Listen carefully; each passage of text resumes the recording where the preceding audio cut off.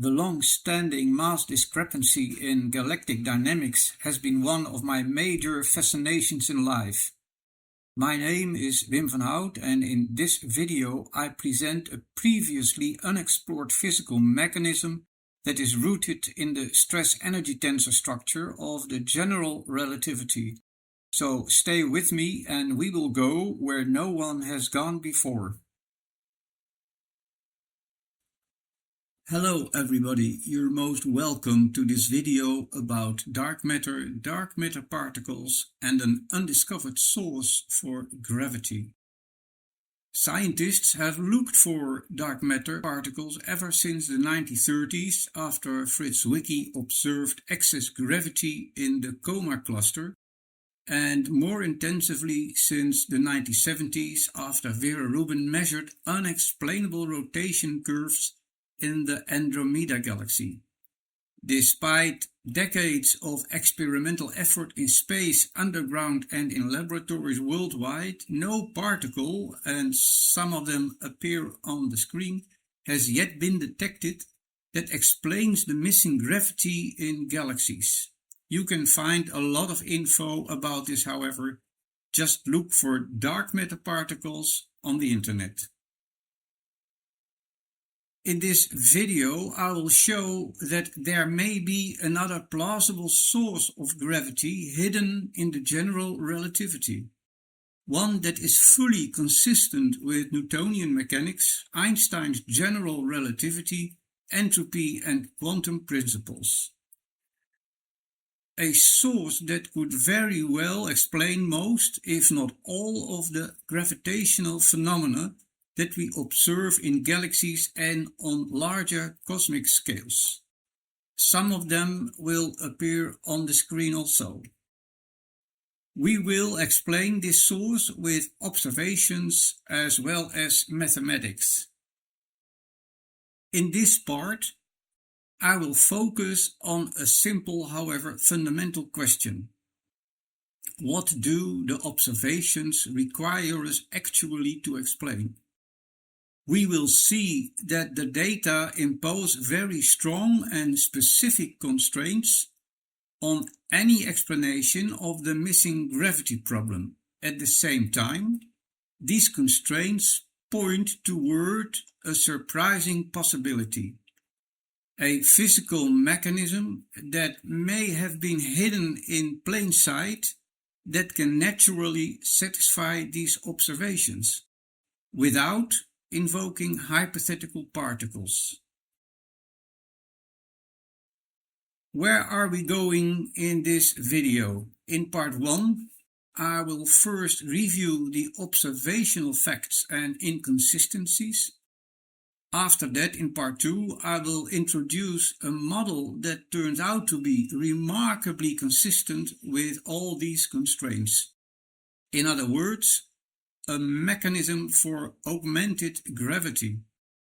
And in part 3, we will briefly discuss the implications for cosmology in general. So, what do the data actually show?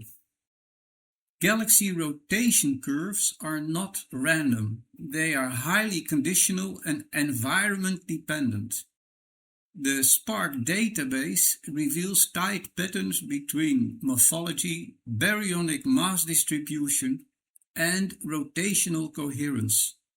The missing gravity appears only in specific regimes, and it's not a universal property of galaxies that they should have flat rotation curves. Now let's look at the Edwin Hubble's classification scheme. What we see is that many galaxies behave almost perfectly Newtonian. This includes elliptical and baryon-dominated systems. Others clearly deviate from Newtonian expectations, and this selectivity is a key observational fact. So, of all the observed galaxies in the universe, only 30% have halos. This means that approximately 70% should not have a halo. Models do not explain why not.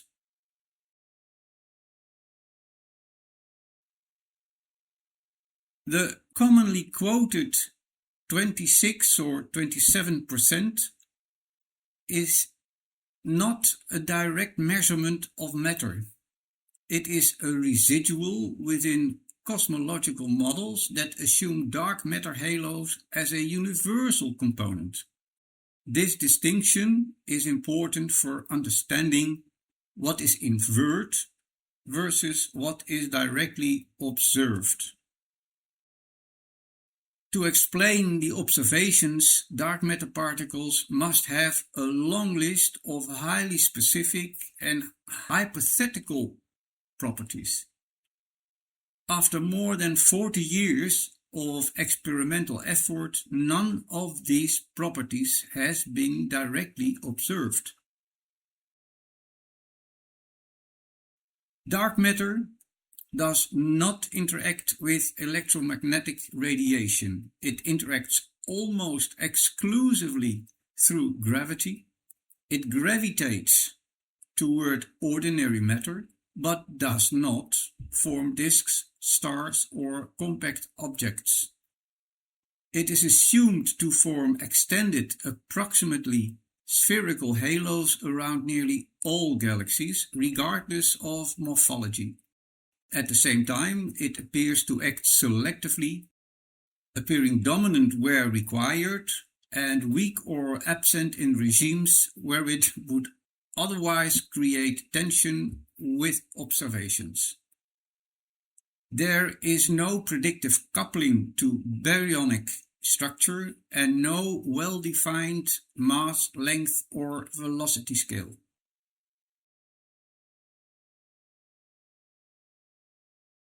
Gravitational lensing measures space-time curvature.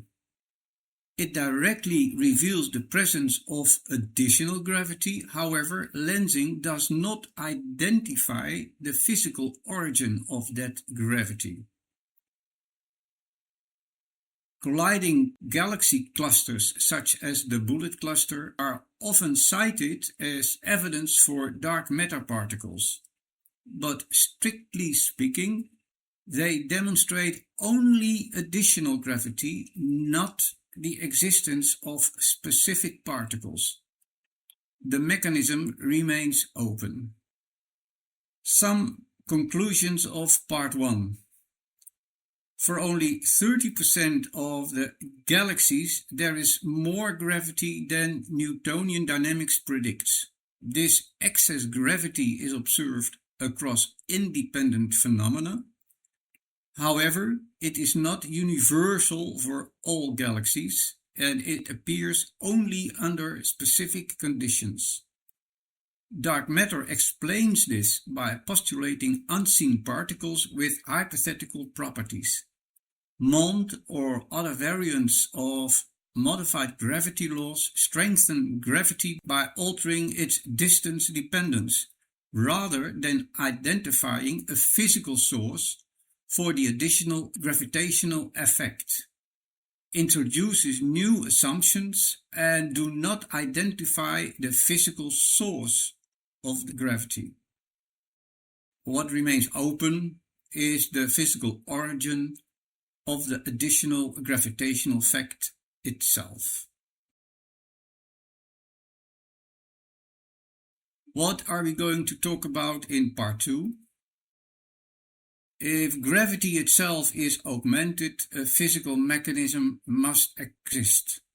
Additional gravity does not require additional particles, and space-time curvature can be enhanced by dynamical structures.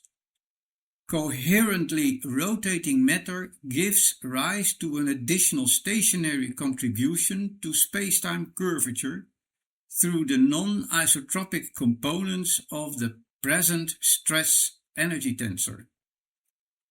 This will be discussed in the second part.